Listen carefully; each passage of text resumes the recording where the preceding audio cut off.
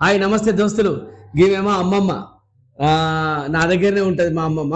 మా నాన్నమ్మ గిట్లా మా తాత లేరు, మాకు చనిపోయారు. వాళ్ళు 10-13 ఏళ్ల కింద చనిపోయారు. మా అమ్మమ్మ నా దగ్గరే ఉంటుంది, దీనికి ఎవరు లేరు.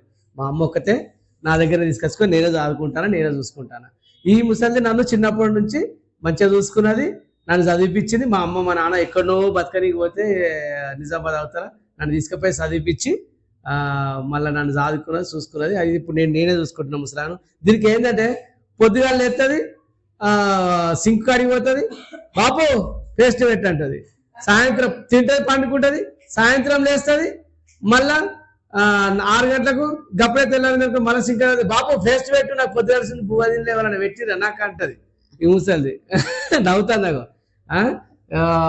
దీని పేరు ఇంటికాడ గాదిపక్క రాజం అంటారు, వీళ్ళది కట్కూరు. గాదిపక్క రాజం అంటారు. నేను ఆ ఊళ్ళోనే చదువుకున్న 5వ తరగతి దాకా. అత్తగారి ఇంటి పేరు గూటం రాజవ, గూటం వాళ్ళు. అయితే దీన్ని గూటం రాజం అంటారు. నన్ను కూడా కొన్ని రోజులు గూటం అశోక్ అని పిలిచేవాళ్ళు.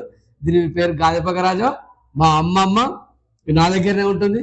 దీనికి ఏం లేదు, గింత చాయ్ బొట్టు కానీ డికాషన్ కానీ పోసాం అనుకో పెద్ద సంబరం. దీనికి మస్తు ఇంటికాడ బరినంత పండుగ అవుతుంది. ఇక ఓ మస్తు కిల్ల నవ్వుతుంది.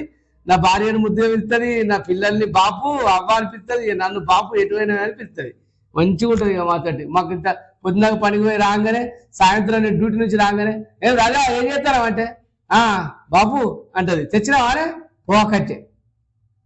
అంతేనా చెప్పు. అంతే అంతే అంతే అన్నయ్య.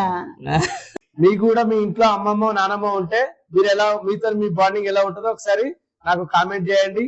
ఈ వీడియో కనుక నచ్చితే లైక్ చేయండి, షేర్ చేయండి, సబ్స్క్రైబ్ చేయడం మాత్రం మర్చిపోకండి. Okay, thank you.